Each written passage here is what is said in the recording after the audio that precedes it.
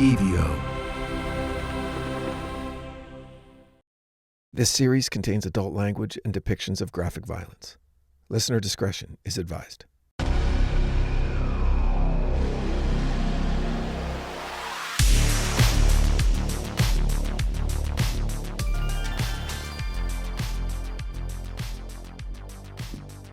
Live, 3, 2, 1. Hello and welcome back to The Devil Within, Satan's Shadow. This is bonus episode number 2. The episode is called Lust. Hi, Margot. Hi. Hi. I got to start off with something. I got to do a favor for a listener. A guy named Troy sent me a weird message. It wasn't weird. It was funny. He said, is it weird that every time you say, welcome back to The Devil Within, for some weird reason, I want to hear you say, welcome back to The Devil Went Down to Georgia. Because I guess he likes that song. So, Troy, there you go. Hope that did it for you. I love that song. I love that song too. It's one of my favorites. And Me too. And I lived in Georgia. Oh, really? Oh, that's right. You did. Yeah. I was in Georgia when we met. I was in Georgia. Yeah, really cool song. Really cool song. So there you go, Troy. Thanks for listening, buddy. Margot, how are you doing? Good. I'm just, my eyes are just focused on McEnroe in the back. Have you ever yeah. Wow, she heard her name. She came running. Has she So been I'm a rescue sparrow. Mac is a sparrow who was kicked out of her nest over the summer on the sidewalk in front of my house, and we took her in to see if she could survive the night, and she did, until we were feeding her with a little eyedropper. And there's a nature conservatory up in Malibu that I was planning to take her to as soon as she was able to fly, but then my family wouldn't let me. So I think we have a pet now. I think we have a pet bird. You think? Come on. I do. I'm still holding on. I'm still holding on to the idea that it would be better for her to live with other birds. No, it wouldn't. She looks out the window at the bird feeder. I can see in her face she's longing to hang out with other birds. No, she's not. She's longing to hang out with you. And all she's ever known is you guys. Like, this is now her home. You cannot thrust her into other birds now. She does. No way. She loves me.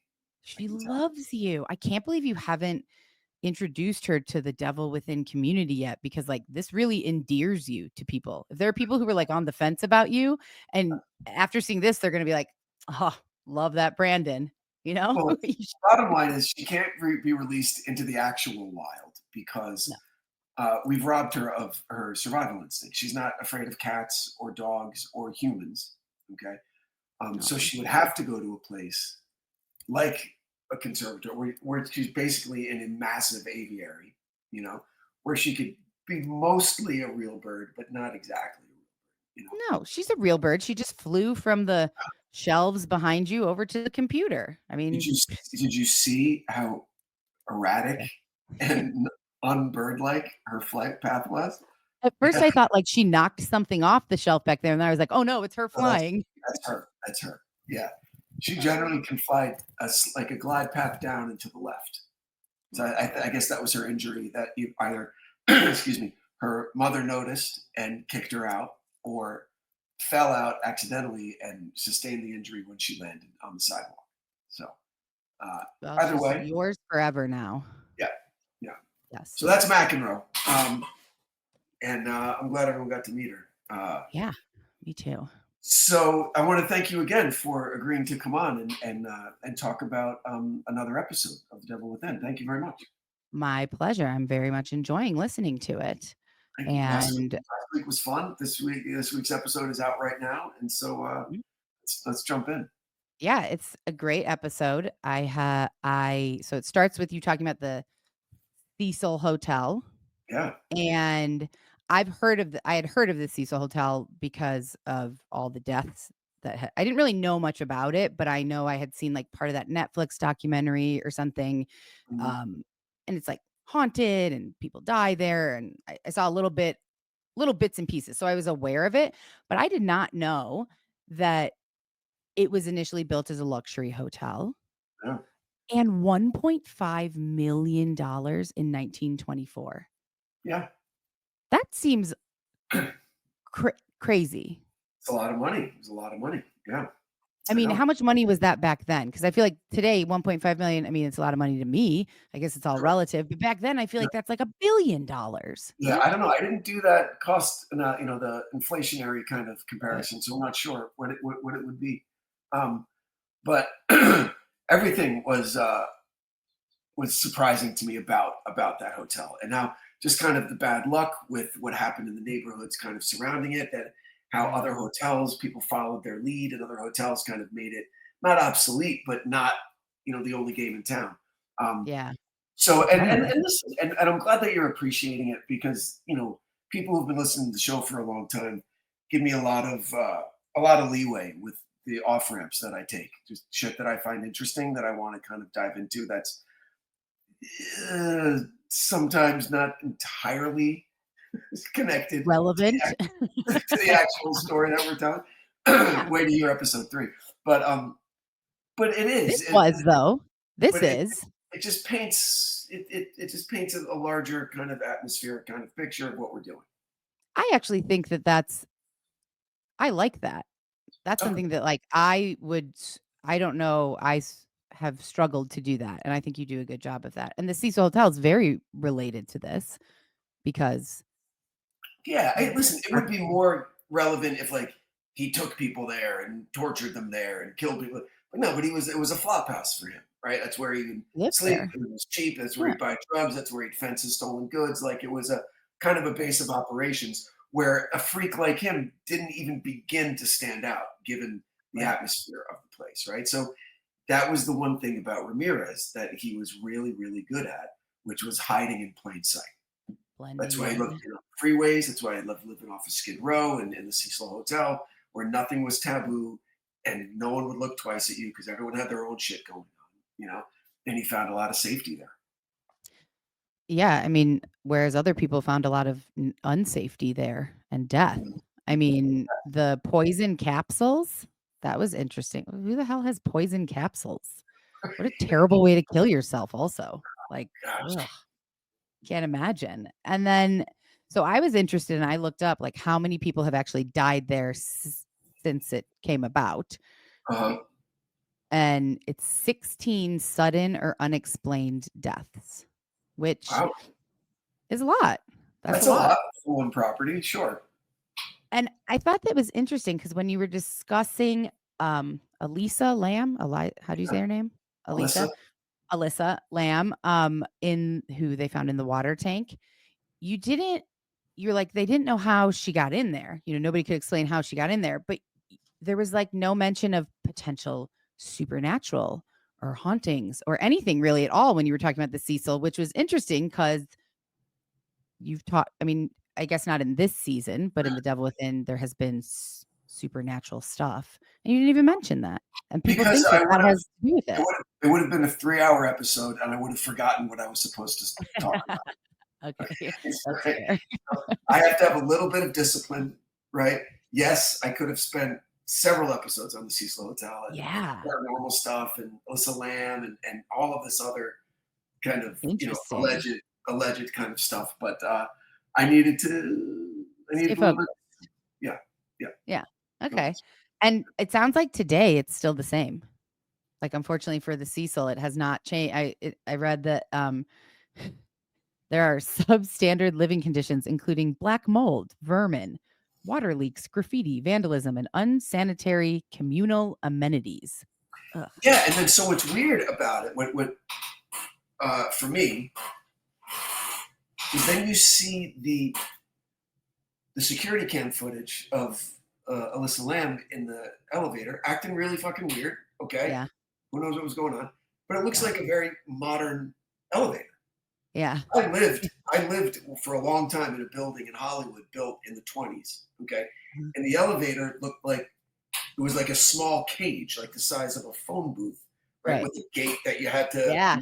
you could reach out and touch the walls as you were going, like super dangerous and awful. Okay, but the one that Terrible. she was so there's obviously been some significant uh, Improvements. upgrades Yeah. over the years just to have that elevator with cameras and it looked like it was metal. Yeah. Right? Yeah, it was weird. So That's um, weird that it has the cameras, because I would think that that would be a put off for people who are there, like Richard Ramirez, or like who are doing shady things. doing They bad wouldn't want things. cameras Sure. there. Yeah, but I think Um, when it was designated as like government subsidized like public housing, that yeah. there are certain things that you have to have cameras. You have to have this. You have to have that. Ah, Right? So they're probably just up to like civic code or whatever. But yeah, that whole area is really depressed and really yeah. Still dangerous. to this day, that's Oh yeah, sad. it's Skid Row, man. It's no, It's too no. bad, because it sounds like It's it was beautiful at one point, the hotel, well, the way you describe it in the beginning. Yeah. listen, the Um, city planners never say, and this is where all the homeless people are going to end up, right? City planners are like, let's make a beautiful city of our dreams, a utopian sure. kind of thing, right? And Right. then it kind of happens on its own, you know? Yeah. Yeah, that's true. Yeah, yeah. Um, so then you get into talking about Richard Ramirez, Mhm, and you talk about his afflictions, temporal lobe epilepsy. mhm. I didn't know what that was. I mean, I know what epilepsy is, seizures, right? Yeah. I'm assuming that has something to do with your temporal lobe, perhaps? Yeah, temporal lobe, to my knowledge, and again, believe it or not, I'm not a neurosurgeon or even I don't have a medical license, but no, No. it's true. It's true. It's true. Um, like auditory hallucinations, psychomotor seizures, those kind of things are what come from the temporal lobe epilepsy. Okay. So like you'll Okay. hear weird shit, you'll hear a voice. There was this great story that a novel that I read once that was based on a true story. Um, gosh, what was it called? I think it was called Lying Awake, maybe.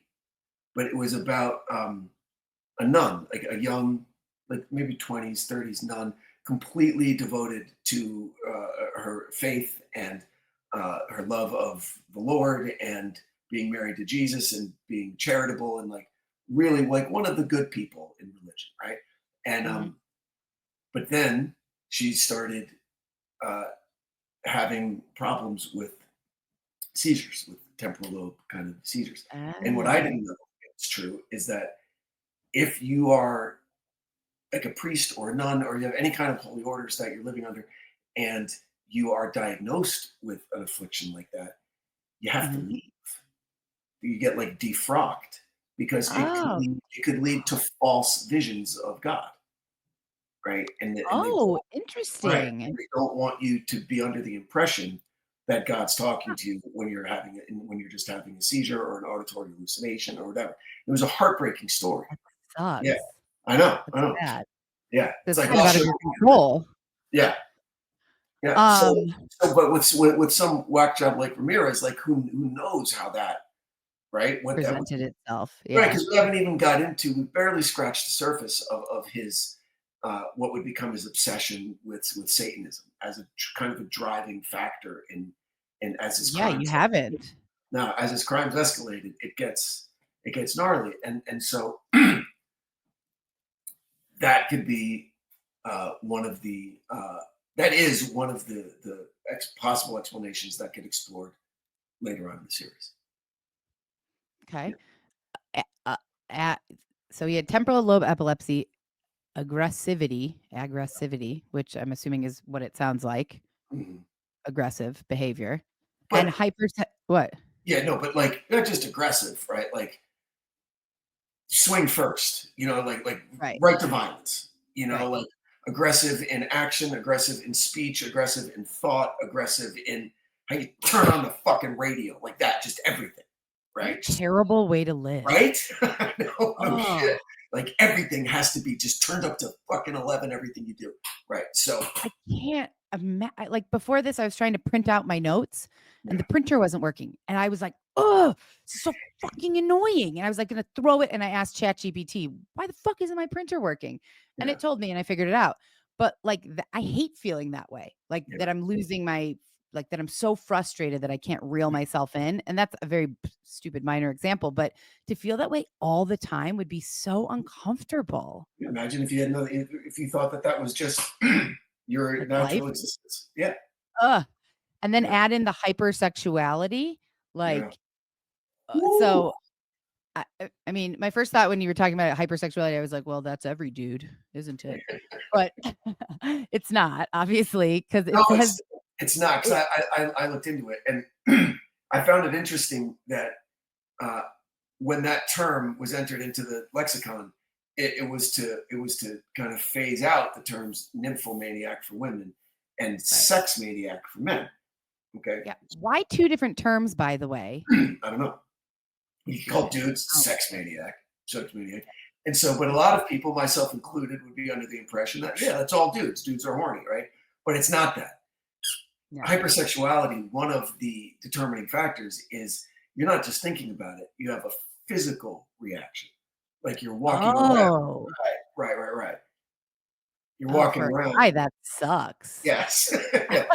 Constantly ready to go. Constantly ready to go. Pitching a tent everywhere you Right, there go. you go. Thank you, Margot. Yes. Yeah. That's terrible. So combine that uber aggressive nature with a constant erection, and Oh god. and now you're a drug addict fucking lunatic with He didn't have a chance. with psychomotor seizures. His victims had no chance. He was a beast. Yeah, his victims had no chance, but neither did he. You did say something, and it's not directly in front of me, but you said something in here about, um, and it's much later in the episode, but whether he was this way or whether he was made this way, No, and he you're was gonna talk about it in a considered later episode. right. He was diagnosed a made psychopath instead of a Right. born psychopath. Right. I'm excited to hear more about that because I think that's a super interesting ongoing like, you can have that It's conversation scary. about anything. It's scary in its simplicity how it happened. To be honest. Oh, I can't wait to find because I actually don't know that about him, I don't think. So, And this is listen, medical opinions. There's no, it's that's why they sure. call it practicing medicine. There's no real like definitive kind of thing, but this is what was determined given his history. So and I'll get to Well, it. and I read that I don't know if this is even today, but like at least for a while, hypersexuality, like there's been debate. Like, is this a clinical term? Is Right. this just, an opinion? But I It mean, was if you're separate. walking around with a boner and that you like can't control it, that seems clinical to me. See, there's a difference, right? Not a difference. There are separate factors, right? There's the physical manifestation. You can Yes. you can have that. That's called something else, where you're constantly physically aroused, but you don't Viagra. have the burning desire to go and get rid of it. You're like, oh, this is happening again. Let me get back to being an accountant, right? Fuck. Then there's the opposite, where you're constantly thinking about sexual gratification, but you don't have the physical manifestation. Okay, that's also not hypersexuality. It's both combined, where you have the obsessive drive and you have your body kind of co-signing Adulting. that for you, right? And you're like, okay, here we go. It's on. Yeah, a medical condition that causes unwanted or excessive sexual arousal, causing the afflicted to engage in or think about sexual activity to a point of distress or impairment. I mean, that sucks. Taking one of life's like great pleasures and like now it's an affliction that you can't like ugh, Yeah, can't yeah. even imagine.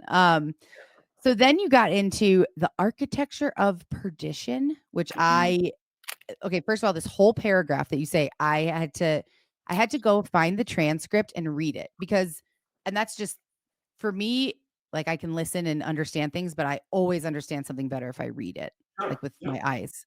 So I must have listened to you say this paragraph. I'm not going to read the whole thing, but here the architecture of perdition unfolded in sweeping vistas, a vast and featureless plain of desolation, interrupted only by the ceaseless gyrations of a tempest that paid homage to no god or sun. And then you continue to go on. So, like, I understand the words that you're saying, but for some reason, for me, this was hard for me to like, I don't know, digest it or comprehend. Like, I was like, I get it, but I don't get it. So I had to go and read it, and then I understood it. And it's really well written. Mm. But I didn't know what the architecture of perdition meant, so I had to look that up. Mhm. Um, and then it made sense to me that it's a poetic or metaphorical phrase that likely refers to the structure or design of damnation, which I feel like you can tell from context clues, but I don't know. Maybe I'm exposing my stupidity when it comes to religion and history that I didn't that it was tough for me. And I think I said that to you after the first time I listened to it. You're like, "Did you like it?" I was like, "I did, but there's some parts I got to go listen to again Yeah, because I yeah. couldn't it just didn't like my brain couldn't compute it the way that I felt needed to." Um so I think it's interesting. Like it's really an interesting dynamic that you're talking about this like hypersexual, just psychopath, and then like these beautiful glimpses into Dante history, literature. It's very interesting. Well, I thanks. like it. That's the hardest part for me in this, and the most fun for me, right? Yeah, I I, bet. I I mean, listen, I'm swinging and missing a lot, but reading Dante, the translation that I'm in, is he's a poet, right? It's very Yeah. poetic and very beautiful, and so like I said, I've got to split up my writing sessions here, right? There's the me telling the Night Stalker's story, and then there's me kind of giving cliff notes on the Inferno, right? And I want to try and be lyrical and beautiful and and just stay kind of in that kind of world, borrowing some of his words, borrowing some of his language, right? Using the word tempest instead of storm. It's a little thing, but it just helps It me works. stay in that world. Well, I think that's the perfect way to say it. It's like a poetic Cliff Notes because I Yeah, haven't read there you, Dante. there you I've go. never even looked at it. Like I have no idea what anything in there is. So now I feel like I'm getting a Cliff Notes to it and Yeah, learning some things. yeah. The Um, second circle of hell now is for the lustful, yep. right? And I learned about this was embarrassing. I was embarrassed for myself because you talk about Judge Minos, Minos, Minos. Minos. Like I Maybe it's lived in I Greece call for him a Minos. year. I Oh, studied really? Greek.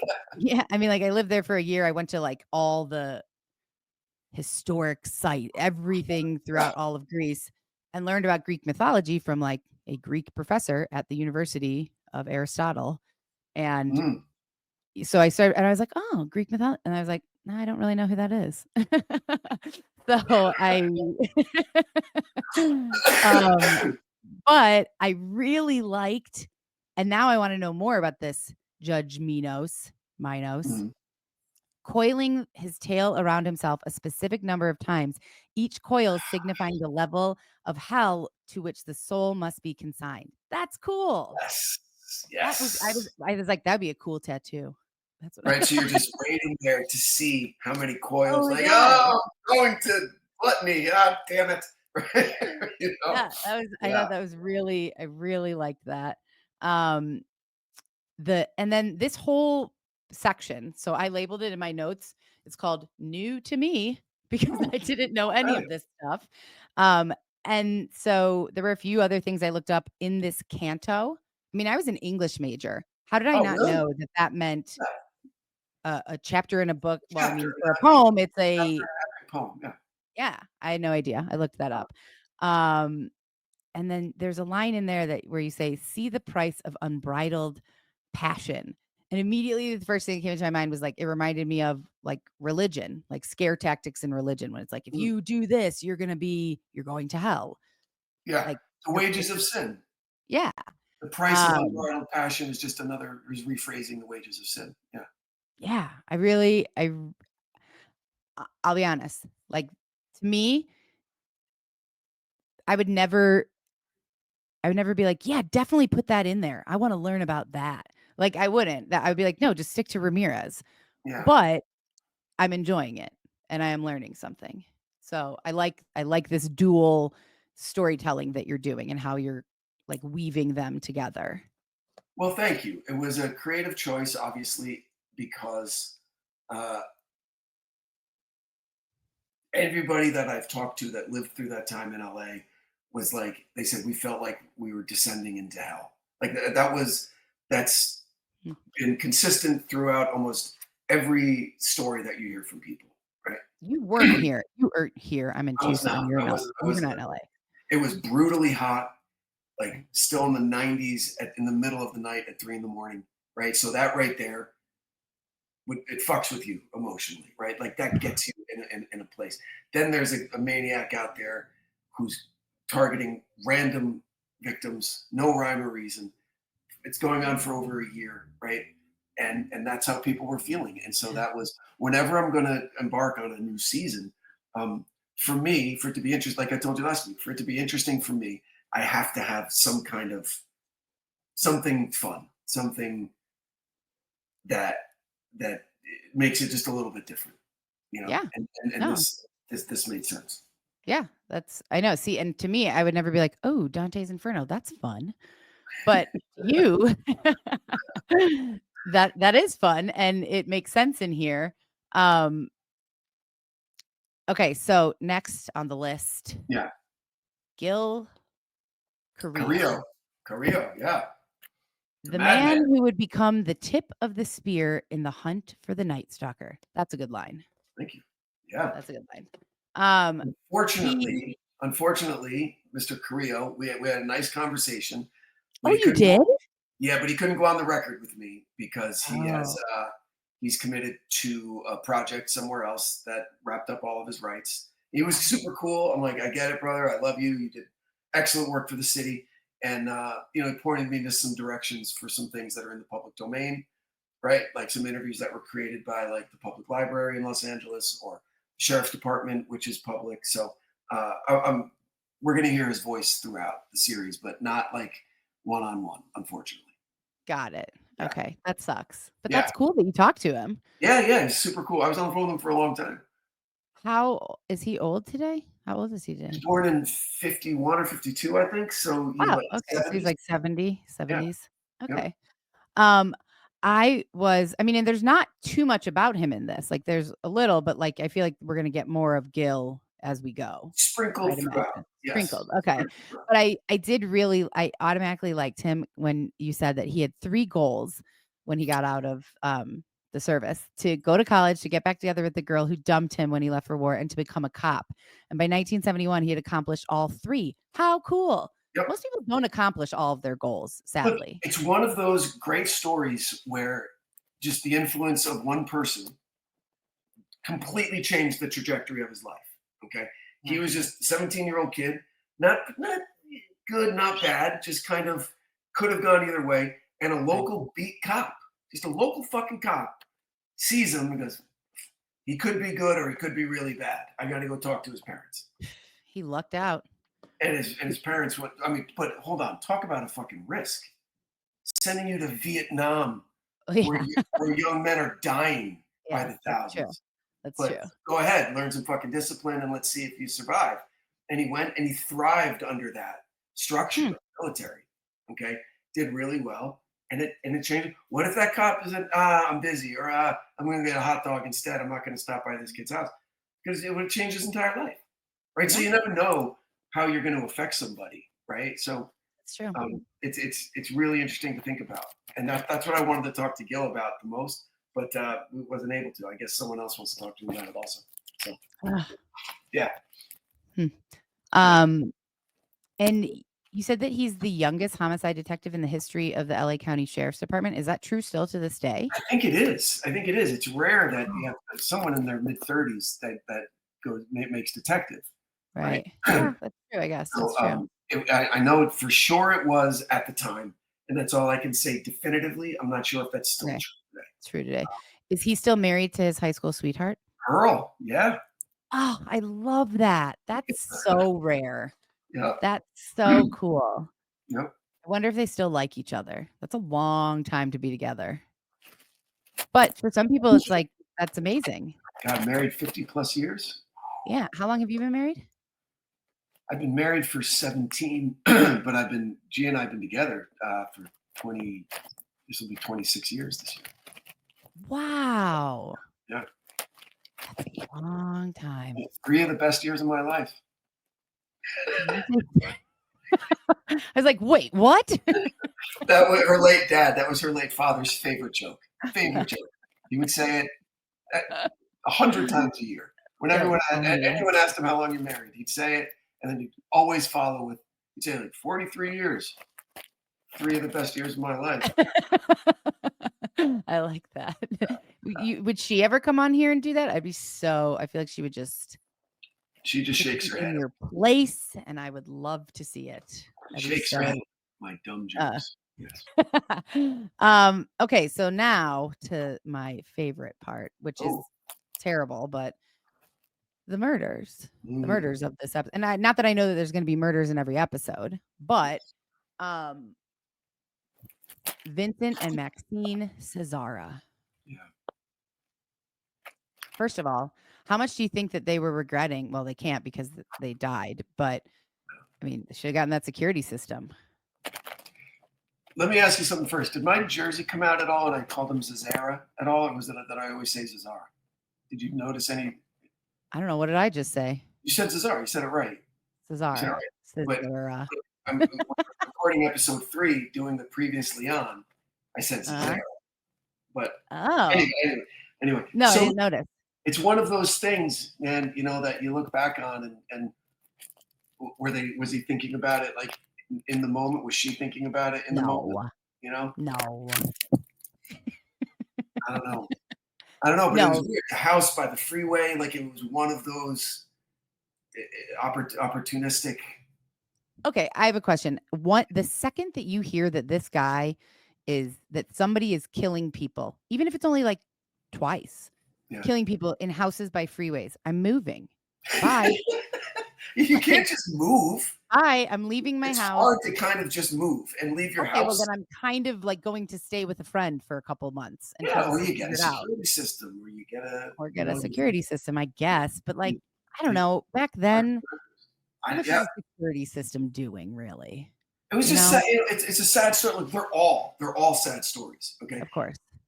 And that's something that I learned from a woman, a partner of mine that I do another show with, who at first I was like, man, you're really giving a lot of time to these victims. Let's stick with the sexy murder stuff, But it wound up affecting me and made me feel more of a connection to the episodes when I'm listening to them or editing them or doing bonus episodes with her.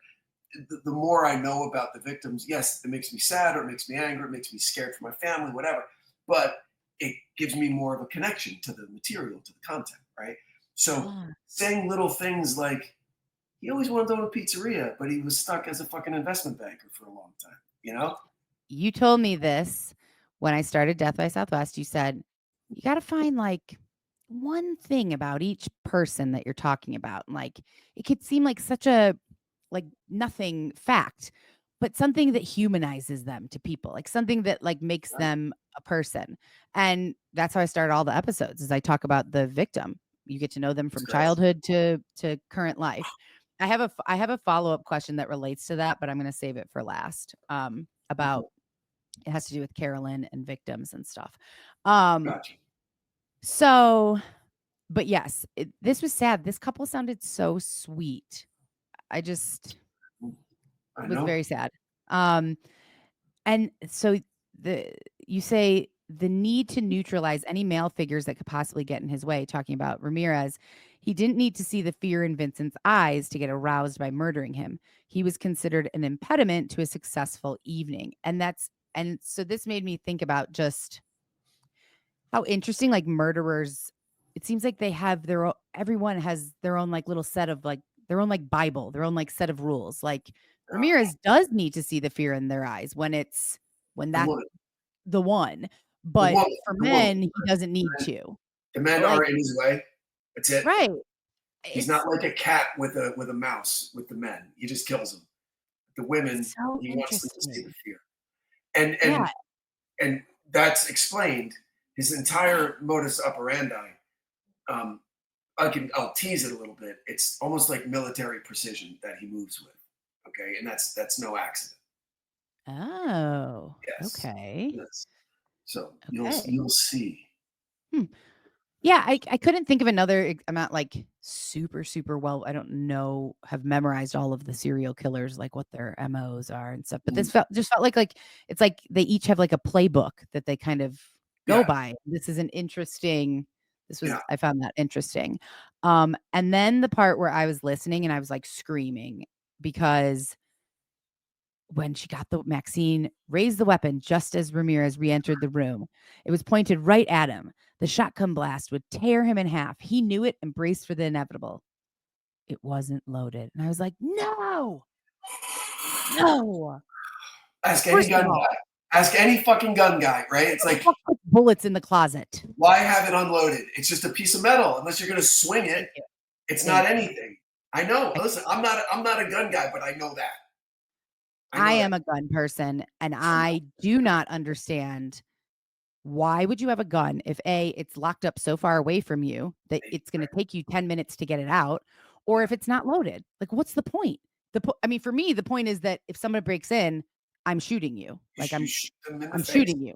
Yeah, my mom always said, shoot them, and don't shoot them to hurt them, shoot them to kill them. Exactly. So, like, that's what I'm doing, and I don't want to have to be, when if somebody's breaking into your house, you don't want to be digging around for a gun. And so I was so like, yes, she got the gun. She got a gun under the bed. And then the bullets are in the closet. What the fuck? And that feeling, I was trying to imagine that feeling she must have felt in those like mere moments between realizing it's unloaded and realizing like, I'm going to fucking die. You've just made it so much worse because you scared him, right? And you pissed him off. Yeah. Oh my God. I mean, that really made me sad that those were the last moments of her life. How awful.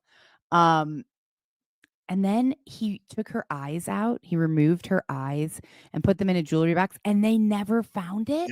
Yeah. Now, again, this is something that someone might yell at me for because the preponderance of the reporting on these eyeballs is that they were never found. I saw one or two mentions that maybe that jewelry box wound up in an evidence locker somewhere, that they found it. So, but I went with, I admit it, I went with the Far gory, more interesting. the interesting one that he has them somewhere, or they're hidden, or he buried them, or whatever. That's what I imagine. Can you imagine being somebody like a year from now, and they're just like their kids playing in the backyard, and they like dig up a jewelry box with eyeballs? Oh, gosh. That he took her eyes. Awesome. Yeah, I can't. So why do you think he took her eyes? Because he didn't get to. It has got to have something to do with that. He liked to see the fear in their eyes before he killed them. But I mean, I guess he got to see the fear in her eyes, but it must have been, he didn't get to like linger in it because he killed her so quickly. Here's what I think. Okay. Because of everything that you just said, right? That pulled the gun on him. He was scared. He thought he was going to die. The gun wasn't loaded. So that's an instant shift of power. It went from him being scared to her being as scared as she's ever been in her life. And he saw that in her eyes and wanted to take that with him. Oh, okay. That makes more sense. Because he caused such abject fear. He was so proud of himself. He took a trophy.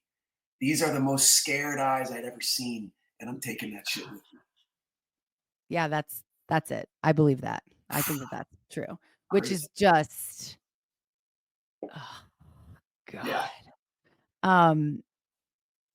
And then, so you say he carved an upside down cross in Maxine's chest, his first of many satanic symbols he would leave behind. Then, true to his sickness, he attempted to rape the corpse of Maxine, but still shaken by his own near-death experience, he couldn't perform. So I'm assuming we know this because he must have retold this in interviews, which I guess we're only on episode 2, so I don't feel like I know enough about him to know, but it just seems like he wouldn't want to admit that to somebody, like that would have been hard for him to admit. So it's interesting that he chose to share that with police. Well, just to put your mind at ease and to answer, scratch that itch. It wasn't like, hey, I couldn't get it up, so I tried. I tried. You know me. It wasn't that. He was asked. He was asked, why didn't you rape her? Agitated, and so, given his psychological profile, it was determined, given the amount of anger he showed when asked that question, because there wasn't any sign of sexual assault. Right? They went, oh, he couldn't get it up. Okay, right. That makes sense. Yeah. This whole story about these two really Oh, I was so frustrated because the sneaker print, I mean, that's wonderful. The fact that the sneaker print would be among the most important pieces of evidence that law enforcement would use in the coming months. And it was, because of that fresh soil, because Vincent was a gardener and Gardening. landscaper. And Oh, oh my God, I loved hearing that. I like that. They planted plants and trees and trees and yeah. um and sad that he didn't get to like relish in that. I wish he could have survived and Right. been like, Just long "Ah, enough I to think, know. yeah, like Yeah. That he reached so up that from was the really flower cool." bed, grabbed a shoe print. Yeah, for the cops. Yeah. Yeah. And so then you talk about avias. Never heard of those. I'd never heard of those, but they still exist. You can buy them at Walmart, Yes, apparently. I looked them up and absolutely. they look like old person shoes. Like an old person like working in a hospital shoes. Look, in the 80s, the biggest basketball stars in the world, just before the Jordan Revolution, were Right. wearing Adidas. They were right up there with Adidas and whatever. They were a big company. Yeah. Yeah, never heard of them. But that makes sense because I had Air Jordans and I loved Michael Jordan lived, 20 minutes from us. Me too. I never Um, had Adidas. I never had Adidas. I had no, Converse All Stars, I had Vans, and I had Jordans. yes. Yep. That was it. Don't try and act like you had Jordans like we're not the same age, okay? Don't put us in the But same then, age bracket. but then I had a huge brand shift to Adidas once I discovered Run DMC. Then it was Really? all Oh, Adidas. that's Yeah. right. Because when you say that, I picture your velour brown um, jumpsuit. My suit. Yeah. Yeah. I was a break dancer in the 80s. I'll say it. I was a badass break. I had a I break dance wouldn't. name. I had a break dance name, Margot. Do you want to know what it was? I don't think you're ready for this heat. You're not ready. Oh, I'm trying to imagine. I can't. When I was 13, okay, I Oh was part of God. a crew called the Cardboard Lords, okay? Uh-huh. Mhm. My breakdance name was Shockwave.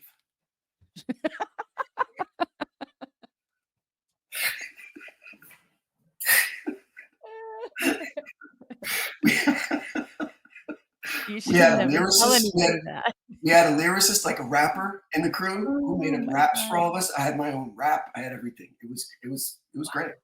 Did they have video recording back then? Because I There is really video. wish you had that on tape. There is video of me in my sweatsuits, my windbreakers. Oh, Yeah, wow. Shockwave. Okay, so is that why you got that velour suit for what was that, Christmas, like 2 years ago or something, I feel like? First of 3 all, it years was a ago? tracksuit. Yes, it's a Okay, but you're track. not Tony Soprano. Like, I mean, But yes, that's why. Yes, my wife yeah, was giving me a little. It was like a time a little bit machine. of Here a you go. childhood. Yeah, Yes, this is how it got was, it. and I love it. Very sweet. That's I don't sweet. wear it out of the house. Uh-huh. I Sure, sure. could. I could totally could, but I You don't. could. You could So stop anyway, traffic yes, with that. Shockwave. You need to call Um, it Shockwave from now on. um, so the next part, like the ending part of this, is when you're talking about abducting and molesting children in spare time. In their spare time. That was one of your sentences. And I was like, what a weird fucking sentence. I'm abducting and molesting children in my spare time. Yeah, Um, I mean, I'm not, but that is a weird sure. sentence to say. And you talk about how, with regard to criminal behavior, there was no precedent for an offender with such a broad appetite for crimes, like different ages, races, locations, and that's still, at least from my knowledge of watching every, detective show on television, that's still today. I mean, like, it's not common for somebody to kill in a bunch of different ways and Nope. a bunch of different ages, races, and whatnot. And children, yeah, that's weird. That's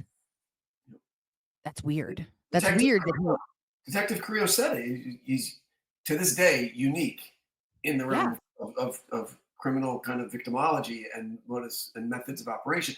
No one had done it before. There was no precedent for Ramirez, right. and no one has done it since. Yeah. Right, where he's all over the map: age, race, uh, location, weapon, ligature or strangulation, shooting, stabbings, beatings to death. Some get raped, some don't. Let, abducting children. Some women he let live, kids he let Yeah. go. I mean, that's why it That was was so difficult. interesting that, Yeah, like, he let the kids go. just dropped them off. Here you go. Right. See ya. fuck your But I life. find it hard to believe that he had like any moral. Like, I don't feel like that was like, he was like, oh, well, they're children, I can't kill them. Well, but that's an interesting, really, really interesting kind of nuance here. And you go back to the Ted Bundy thing, where he talked at length, proudly, about almost all of his victims. Okay, admitted to it. These beautiful young co-eds in their late teens, early 20s, right? But he also definitively, by DNA evidence and tons of forensic evidence, raped and murdered like an 8-year-old girl that he would never discuss. He would end interviews if you tried to bring it up because he felt that was beneath him and beneath his, that would tarnish his legacy as a serial killer, because people view children, they just do differently, right? It's like it's like my wife will watch murder shows all day, but a show where a pet dies, and she's like, turn that fucking show off right now. Same. That's why I love her. Agreed. Totally. So if you take that up to another level, right? Societally, obviously, like look what happens to pedophiles in jail. You get fucking destroyed. You know what I mean? Yes, you do. So maybe somewhere you might think that Ramirez had that line, but as it will be revealed later in the season, he really didn't have that line. Yeah, it seems hard to imagine that he But had any. at this time he did. Because remember, what we're still dealing with is the early stages of what will become a massive escalation. You think it's bad now? Right, like how do you escalate from this? No. Just So at this time he would break into a house that he was robbing. If he saw a young girl, he'd take her, do his maniacal, diabolical bullshit. And then like, I can't, no, go, get out of here, drop her off. And he would kind of scratch that hypersexuality itch, okay? Get that out of his system. Fucking maniac. And then, go fence the stuff that he stole, buy cocaine, get all fucking crazy, and then start all over again, But as it happens, he left evidence at this construction site. Yes, that was so this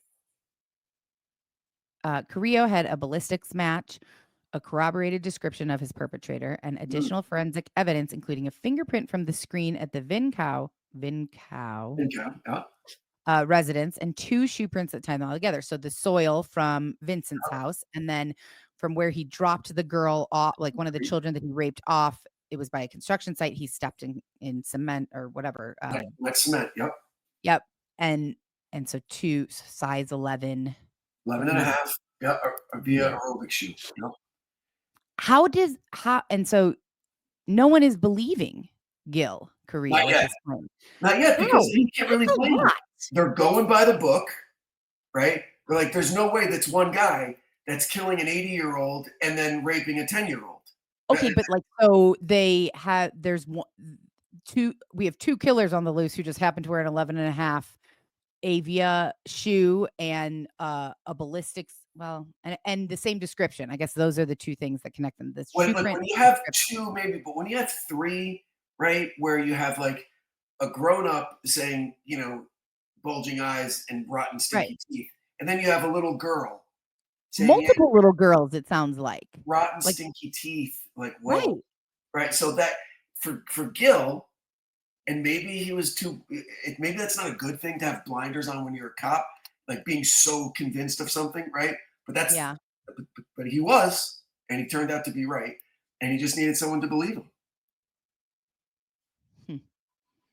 And he found someone to believe him. Yes. The other detective, Frank Salerno, the great. I like that last name. Frank Salerno. Yeah. Yeah, I'm excited for the next episode to hear more. So here's my ending question. Yeah. Because I just talked about this on my bonus episode that I did yesterday on my podcast. And I don't remember how it came up, but I do remember listening to Carolyn's podcast. And I don't know if it was the Shadow Girls or if it was Criminal Mischief. I don't know. I've listened to her, here and there. Yeah. And I know that she has said that she does it like for the victim. She likes to have a lot of awareness bring awareness for the victims and for the victims. And I've heard that on lots of true crime podcasts. It's for the victims or to help them, if it's unsolved, whatever. And so this is probably gonna get me backlash, but on my podcast yesterday, I was like, I can appreciate that and I respect that entirely, but that's not why I started this. Like, if I'm gonna be honest, I started this because Cavalry told me to start it, and now I like doing it.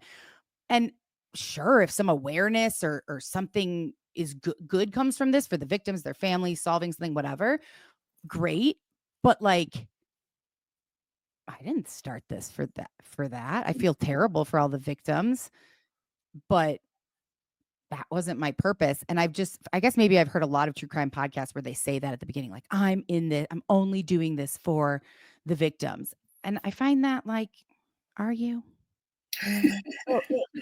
So my question to you is like, is that something that's in your head? And you don't have to answer that because it does put you on the spot. But like, I have no shame in saying that. There's no way all the fucking true crime podcasts, everybody's like, you're doing it for the victims. No, you're doing it because people love true crime.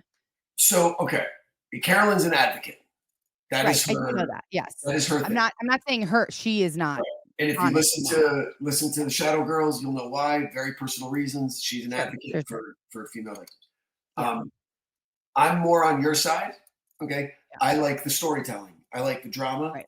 I like the sadness of the victims. That makes me feel sad and make me want to kind of like make sure their story gets out. Not in a way that's in any way advocacy for like victims groups or anything, but I'm just being honest, Yeah. I'm just like I said earlier, to help listeners connect a little bit more. Sure. Connect, right? Like, I knew a guy who owned a pizzeria. Wow, fuck, that could have been this guy. Something just to increase that kind of social relationship that we're making over the airwaves or whatever podcast stuff. Just like, this was a real person that I didn't know, and that I'm exploiting their story for my podcast. I'm very aware of all of that. Okay, good. Me too. Yeah, of course. And I think a lot of people don't admit to that, and that bothers the shit out of me. No. But the reason that I'm okay with it is because I do my best in a way that's, even though I'm exploiting it, it's not exploitative. That's disrespectful. It's respectful. I try to be as accurate as I can. I never claim to be a journalist at all. I don't have that ethical kind of boundary, right? I'm telling stories. So my final and follow-up question to that is, because my sister asked me this back when we did the podcast together, and I still think about it. She was like, now, what if mom, our mom passed away, but what if she was murdered and you heard someone who didn't know her, didn't know you, didn't know anything about your family except for what they read in the news, doing a podcast on her murder? And I was like, fucking piss me off. That would piss me off. I'd be like, don't talk about you don't know her. If you want to talk about her, you better reach out to me and I'll tell you, yes, let me tell you about her, or no, don't do that.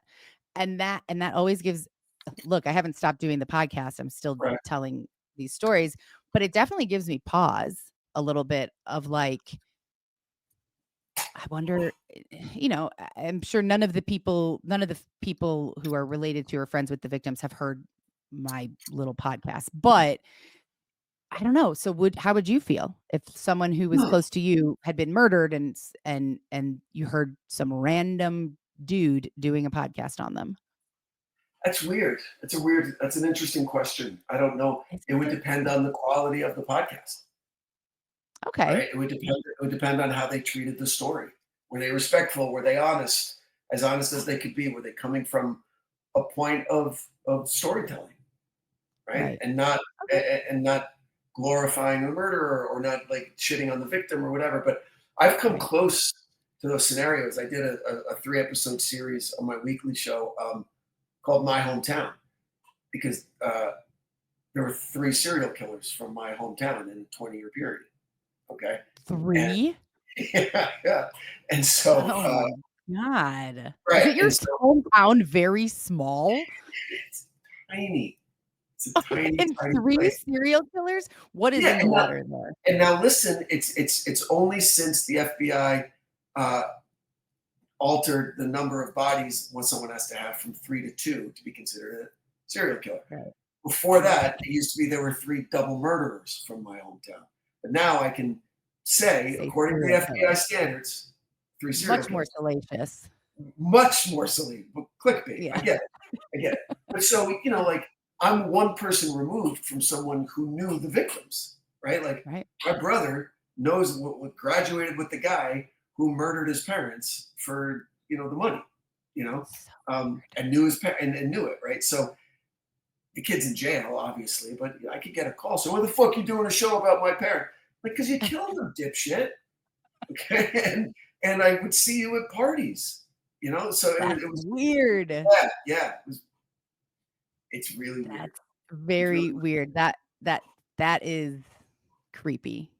So Also, it can expand. You can expand that question to look at all of the murder documentaries and everything out there. Right, there are so many victims' families that still survive that have to deal with these. That have to deal with. sure. Right. Yeah. So But you don't have to be you could look at it both ways. Like, it's being done so much and I'm doing it respectfully. And you could also look at it like, well, just because other people are doing it, like, does that mean that you need to jump on the true crime bandwagon? Yeah. No, I go back and forth. Like, Right. My reaction wasn't, well, it depends on how the podcast is told or like the quality of it. I was just like, no, I'd be fucking like, don't talk about my mom. Yeah. No. And that's super hypocritical of me because I'm doing what I wouldn't want someone else to do. You're owning it. Yeah, fuck it. Yeah, I mean, like, I'm not going to stop doing it, at least right now. So, So what's coming up on Death by Southwest? Talk to me. I moved my bonus. So bonus episodes are usually just me just blabbing about whatever I feel like in life. And I haven't been doing that lately. I've been doing a crime story somewhere else in the country than the Southwest. So like yesterday I did one in Michigan and called it Death by Midwest. And so I'm going to continue doing that, I think, because there's some interesting stories that don't take place necessarily in the Southwest. You do Death by Southwest Australia, Death by Southwest. Totally. Absolutely. Exactly. So that, and I don't know. That's it. I did my first Patreon's like cocktail hour with patrons last Friday night. And so like I just opened it up to any patrons. They want to hop on Zoom for a half hour and like talk and have a drink. And they did. And I think 5 people got on and we were on for like almost 2 hours. Oh my gosh. Chatting and getting to know each other. So congratulations. That's great. Well, listen, thank you so much again for your thoughtful questions and for taking the time to I like doing this. to talk about this episode. It means the world to me. So thank you everybody for listening. Remember, The Devil Within, Satan's Shadow is in release now. First 2 episodes are out, and episode every week for the next couple of months. So and don't forget to go leave a review on Apple Podcasts or a comment on Spotify. And you can also now watch the video of these bonus episodes on Spotify and YouTube. Thank you very much. And please check out Margot's wonderful podcast, Death by Southwest. You will not be disappointed. Until next time, everybody, stay safe out there. Thank you.